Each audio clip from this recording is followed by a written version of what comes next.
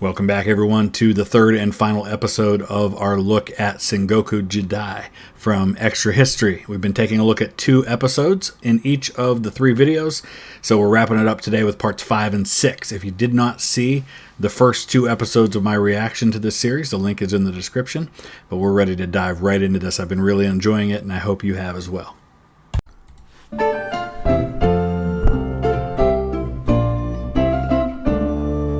Last time, we left off with Oda Nobunaga attacked by his own general, dying in a blazing temple as his dream of empire burned around him. But where did that leave everyone else? Well, first off, let's start with Tokugawa Ieyasu. Remember how he was touring the Kansai with Nobunaga before he got called off to be killed by Akechi Mitsuhide? Makes me wonder if he wasn't in on this. Well, that means he's now in the middle of Kansai with a handful of retainers, surrounded by Mitsuhide's troops, who will certainly put an end to him if they can. Hundreds of miles from Tokugawa territory. He needs to get back to Mikawa. But how? Well, it just so happens that in his party of retainers is Hattori Hanzo. Ninja! Now, it would have been really easy for Hanzo to just give up Tokugawa right there to the nearest soldiers and probably earn himself a fine place in Mitsuhide's government. But instead, he says, "Hey Tokugawa, check it. I know this wicked secret path through Koga that all of us ninja use." So it's, as we've already seen demonstrated, this is a guy who's loyal. He's not about himself. He's not about his own glory. He's about staying loyal to the person that he serves. Something to that effect. And off they go, sneaking through the country at night, barely slipping past soldiers as they went. And they did it. First they went to Iga, where Hanzo quietly gathered ninja to serve as Tokugawa's bodyguard. Then they went to Koga, where, despite being rivals of the Iga ninja clan, the local ninja guild spirited Tokugawa through the country. Wait, there's a ninja guild? This is awesome. I had no idea. By the way, now that we're done with this series, by the time you guys are watching this, I'm going to be in England. But when I get back from England, I'm definitely feeling like I want to dive into Shogun 2, Total War. I have the game, but I haven't really played it much. But now I feel like I want to play it. Countryside, because he had once shielded them from Nobunaga when Nobunaga wanted to wipe them all out. And with that, once again, with the help of loyal ninja, Tokugawa escapes certain death.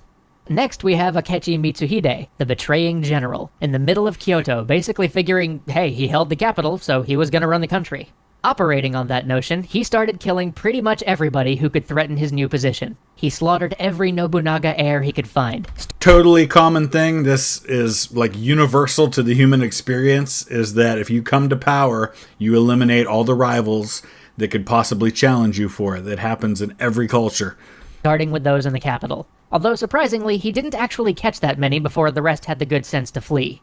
Next, he sent letters asking for support or demanding submission to many of the nearby daimyo, but one of those letters was intercepted by good old Hideyoshi. But Hideyoshi was still in the middle of that siege that he'd been asking Nobunaga for help with. The scene probably went something like this. Hideyoshi is standing in front of a great lake, a lake of his own making. In the center stands the castle. He's flooded the area around it, and now the castle stands alone amidst a great sprawling expanse of water.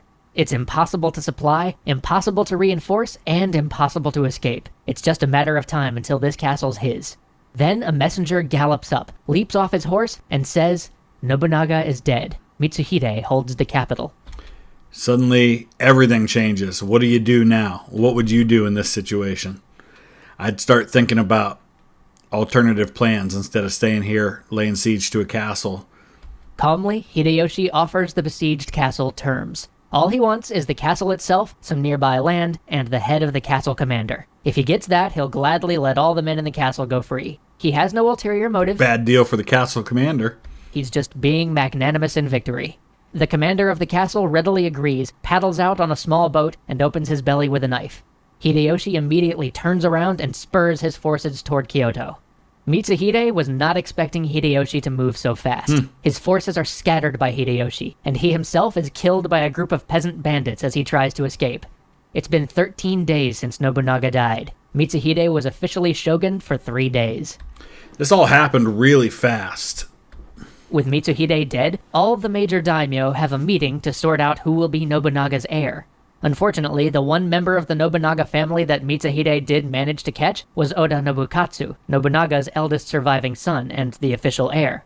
In the end, after a great deal of debate, they agree to go with Oda Nobukatsu's eldest son, a 2-year-old boy named Oda Hidenobu. This may seem a bit odd, as Oda Nobunaga had other sons who were of age to rule for themselves, but Hideyoshi is, as always, a smart guy, and I'm pretty sure he realized that he had a much better chance of taking control and ruling everything himself if there was a 2-year-old at the head of the Oda clan rather than... Right, so what you're doing here is you're using the prestige of the Oda clan, but wielding the power yourself. This happens throughout history where you have someone too young to rule that really ends up just being a puppet of the person who is the protector in that case. Than a fully grown adult.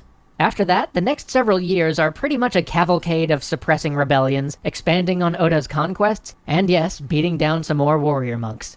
What's he do when this kid becomes old enough to rule in his own right? Tokugawa and Hideyoshi even went after each other at one point, but both of them realized that they'd bleed each other dry if they fought. So in the end, Tokugawa acknowledged Hideyoshi as his lord, and Hideyoshi gave a number of special privileges to the Tokugawa clan, including the exemption from serving in Hideyoshi's armies for 10 years, which is about to become very important. But before we go over that, it's time to set all of these battles aside for a minute, and for the first time in this series, talk about civil administration, because... well, this was really the first time civil administration was possible on a national level since our story started. That's really interesting, because you've always had differing ways of doing things. Think Holy Roman Empire. You know, you've got all these tiny little states, some of which are ruled one way, some are another. Eventually you have some that are Protestant and some that are Catholic. So you don't have unification of civil administration. So this is actually really fascinating to see how this comes together and whether it holds. Hideyoshi wanted to end the Sengoku Jidai. He wanted to create a strong, centralized government, prevent civil war, and keep anyone else from threatening his position of power. So to that end, he enacted 3 major reforms.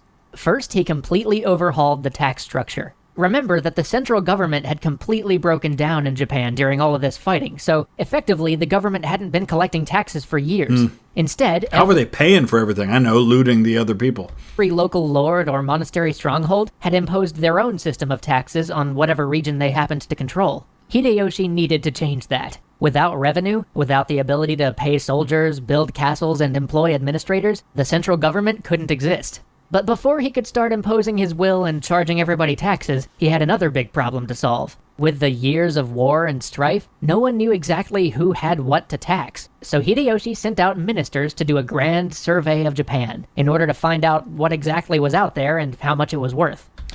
Pretty common thing too. Look at the Bible, census of the Roman world so that they could tax them properly. What happens when William the Conqueror conquers England? He commissions the Domesday Book. Why? To get an accurate account of exactly what's in his new kingdom that he just captured. Before you can administer, you first have to know what you're administering. They divided each region up by the amount of rice it could produce and started to tax them accordingly, completely abolishing many of the old exemptions for temples or specific lords. Now this is a pretty incredible thing, and it tells you just how powerful Hideyoshi is at this point. Sure, he has to threaten everybody with killing them if they mess with his surveyors, but fundamentally he could go into every province in Japan and assess it. He could impose new taxes, and he could eliminate the age-old exemptions. This means that for the first time, we have a real ruler of Japan.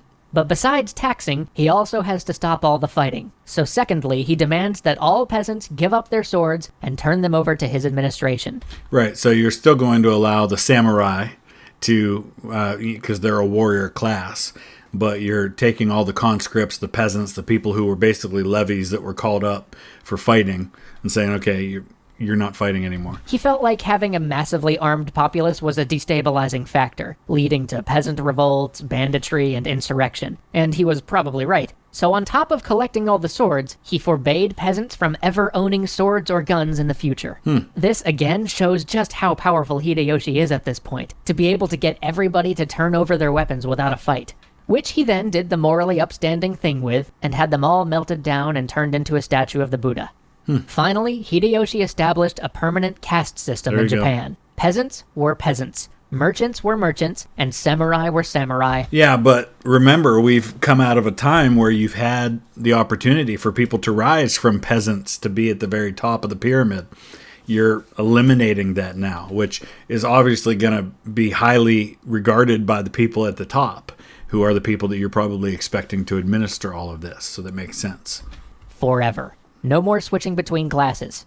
Which is a little bit ironic because you may remember that this Hideyoshi guy, who just got himself declared regent of Japan, was a peasant himself and started all of this out as a sandal bearer. He completely forbid anybody else from taking the path that he himself took to greatness.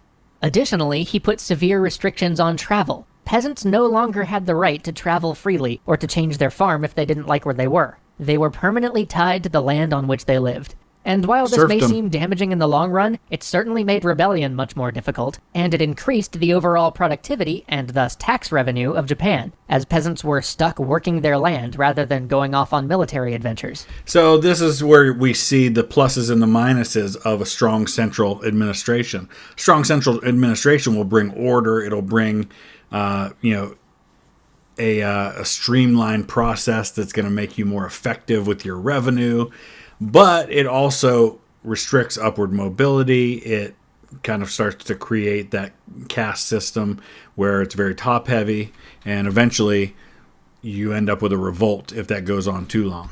In fact, this system, awful as it might sound to us today, basically stayed in place until 1871.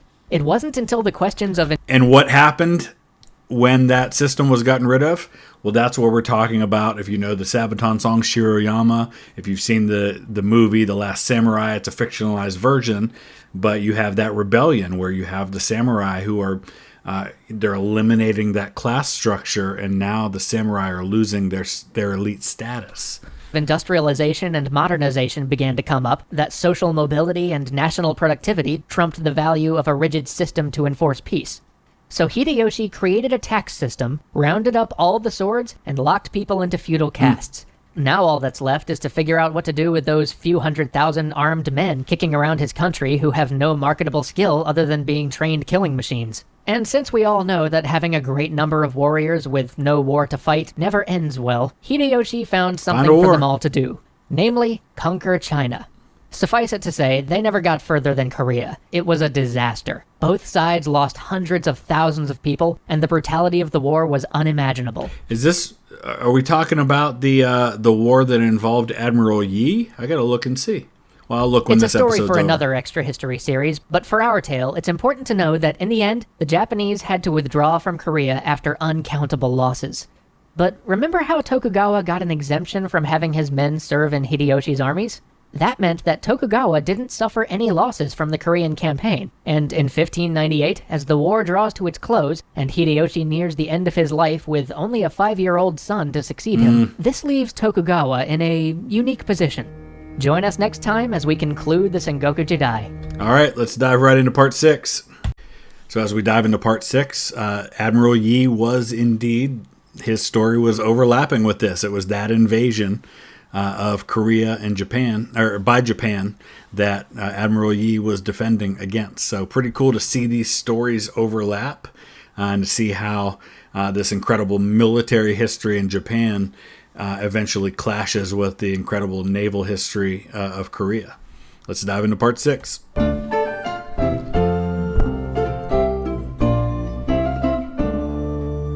At last, the Sengoku Jidai nears its close, but not without one final grand chapter. The year is 1598. Toyotomi Hideyoshi, the second great unifier of Japan, has just died, leaving a council of 5 regents to guard his young son until he becomes of age to rule. By far the greatest of these regents is Tokugawa Ieyasu. His wealth is nearly that of the other regents combined. Hideyoshi, before his death, set in place a number of edicts to try and keep Japan from descending back into chaos. How many times have we seen a situation where there's a great unifying figure, a great conquering figure who has built the nation, has built an empire, and then they die, and within a generation or two, it all falls apart? Alexander the Great, Genghis Khan, Charlemagne. All of these guys, by the time you get to their grandkids and great-grandkids, if they had any, or 1 or 2 generations removed from their lives, none of it is the same. And to ensure the survival of his 5-year-old son, Hideyori. But loyalties are deeply divided, and suspicion starts to split the country almost as soon as he's gone.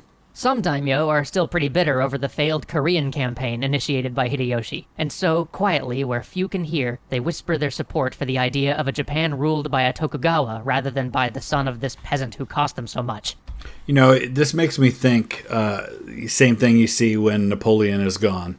all the things that he did. It makes me think about George Washington. I know this is a really weird aside from talking about feudal Japan to talking about the American Revolution, but it shows us just how incredible it was that a nation that was very much built on the personality of George Washington as the commander-in-chief of the armed forces and then the first president, that he stepped aside the way he did while he was still alive, and the country was able to continue on without him.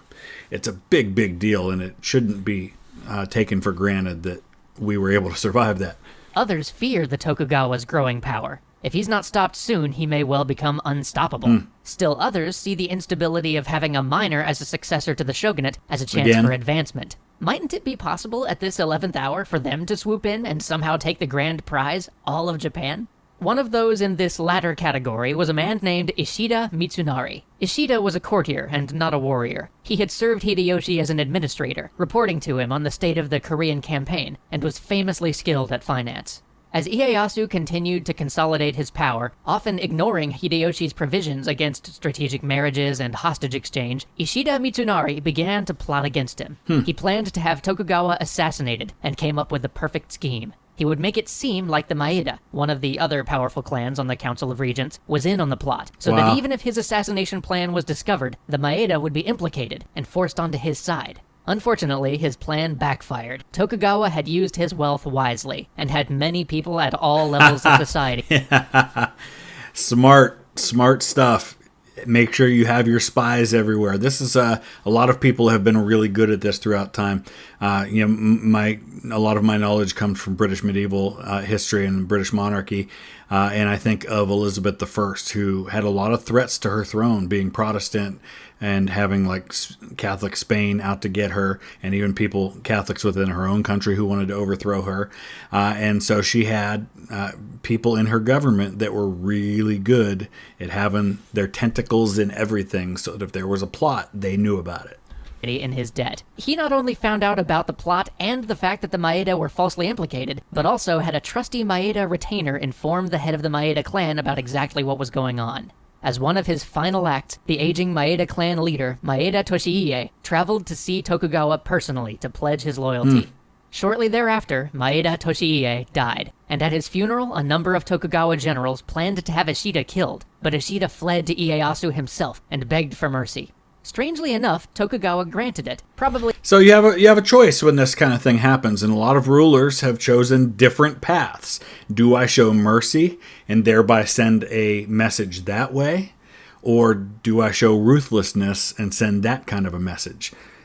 Sometimes they get it wrong, sometimes they hit the right tone. Deciding that it was better to have an enemy you knew rather than one that you didn't. Besides, if he had Ishida killed now, some other force would certainly arise to oppose Tokugawa in the Sengoku Japan. After being released, though, Ishida continued his scheming. He began to gather as many allies as he could. Now, when this happens, you can't give them another chance. You gave them the chance to do it right. Now they turn on you again. Now you got to deal with it. Knowing that a final conflict with Tokugawa was inevitable.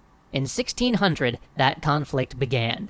Uesugi Kagekatsu, Uesugi Kenshin's heir, came storming into Tokugawa land from the northeast, while Ishida started to move his forces up from the west. But Tokugawa had allies of his own. In the last calm days before the war, Tokugawa had made a visit to a lifelong friend, one Torii Mototada, a man he had known since they both served as hostages to the Imigawa way back at the beginning of our tale. Wow. They sat and drank sake and discussed the coming war. Tokugawa mentioned that the castle Mototada held was likely going to be one of the first points hit by the enemy, as it stood between them and Kyoto. Mototada acknowledged this, and said that he understood it would be the last time they drank together. They both knew that Mototada and his garrison couldn't possibly hold out. Mototada did not ask to leave or for reinforcements. Instead, he said he'd sell his life dearly. Wow. That's loyalty, that's friendship, that's devotion right there. I know what's coming. I'm still going to do it. That he did. When the attack finally came, his 2,000 men held out for 10 days against the onslaught of 40,000 Ishida troops. The castle itself wasn't breached until only 10 of Mototada's men remained. Jeez. The entire garrison died there, but they took a heavy toll on the anti-Tokugawa forces, and the 10 days they held fast against the Ishida contingent of the army significantly delayed their march to Kyoto, which would prove crucial to Tokugawa in the end. Thanks to Mototada's sacrifice, forces loyal to the Tokugawa had time to rally and throw back the Uesugi, leaving Ishida to face Ieyasu alone.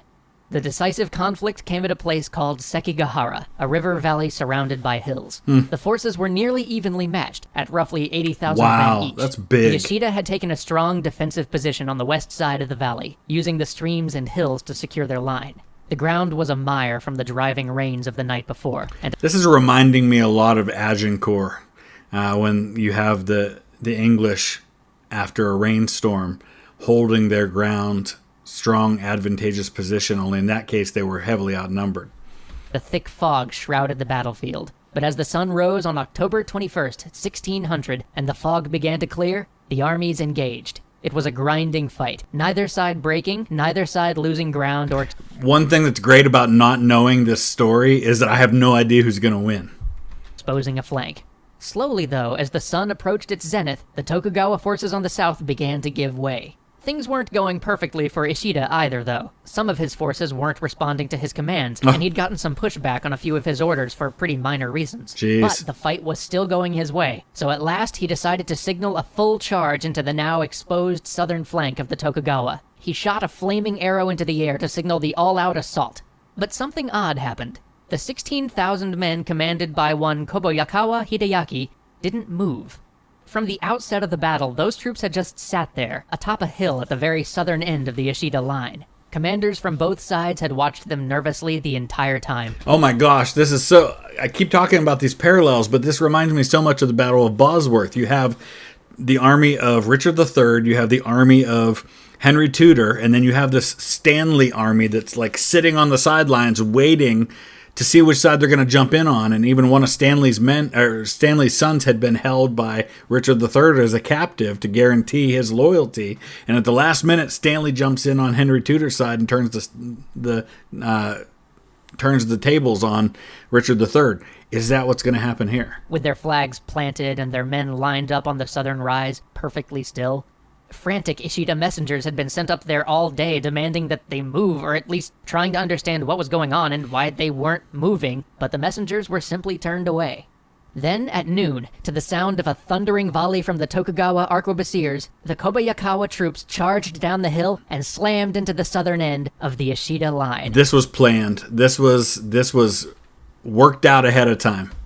Let me give you a little backstory here. The Kobayakawa were a bit of a wild card in this battle from the beginning, and no one on either side knew for sure what they would do. Ishida had promised great rewards to Kobayakawa Hideyoshi and brought him on his side. Heck, Kobayakawa had already fought for him in a previous siege. But Kobayakawa had promised his loyalties to the Tokugawa as well. You see, during the Korean campaign years ago, Ishida had accused Kobayakawa of recklessness, and Hideyoshi had taken away much of Kobayakawa's lands based on that charge, only to have them later restored when Tokugawa intervened. Turns out that Kobayakawa was still pretty pissed about that, and in the end, his seething resentment of Ishida won out over his desire for a grand reward. You never know when the bridges that you burned might be the ones you need to cross. And so, as his forces came barreling into the Ishida line, everyone knew what this meant. This defection was the end. It triggered defections from the other wavering commanders and collapsed the Ishida southern flank. What drama. In a few hours, there was nothing left of the Ishida forces. The last great army between Tokugawa and complete control of Japan was shattered and broken, their commanders dead or being hunted down before the year's end. With this, Tokugawa started redistributing land throughout Japan, granting wealth to those who had been loyal to him and disempowering those who'd opposed him. In 1603, the emperor granted him the title of shogun, and he ruled happily as shogun for about 2 more years. Yep, that's right. After all that, he was officially shogun for 2 years. Jeez. But unlike everybody else, this wasn't because he died or lost a battle. It was because he retired. And this may be one of the most important things Tokugawa ever does. He walked away. He continued to rule, safe in his home province, for the rest of his days, but officially he passed the title of shogun to one of his adult sons, Tokugawa Hidetada, and gave him a fair amount of responsibility in managing the bureaucratic organization of the shogunate. Because Hidetada was an adult who already had a strong military record, and because he ruled in name, and even in part, in fact, for over a decade before Ieyasu died, no one opposed his continued rule when Ieyasu passed. there would be no upheavals like those that followed the deaths of Nobunaga and Hideyoshi. So he has an adult son who he has already put in position of power, so it's a natural transition, and there's none of that upheaval that you're normally going to deal with. By retiring I like early, Ieyasu saw to that. This left only one piece that could possibly disrupt the succession of Tokugawas as undisputed rulers of Japan, and that was Hideyoshi's son, Hideyori. So every year, Tokugawa tried to lure him out of his stronghold at Osaka Castle, and every year he refused. Until, at last, Tokugawa just attacked him on the flimsiest of pretenses, an inscription that he'd put on a bell which, if you really stretched its interpretation, could be considered an insult to the Tokugawa. Kind of. The siege of Osaka began in November of 1614, and by the late spring of 1615, the castle had fallen, and with it, the only Toyotomi heir. It was a year later, almost to the day, that Tokugawa Ieyasu died, and the country passed peacefully into the hands of his son, Tokugawa Hidetada. And like that, the period of the warring states, the Sengoku Jidai, came to an end. Wow, that was really good. I enjoyed that. I learned a lot. Add to the conversation. Let me know what you think in the comment section below, and we'll see you again soon with some more reactions. Thanks for watching.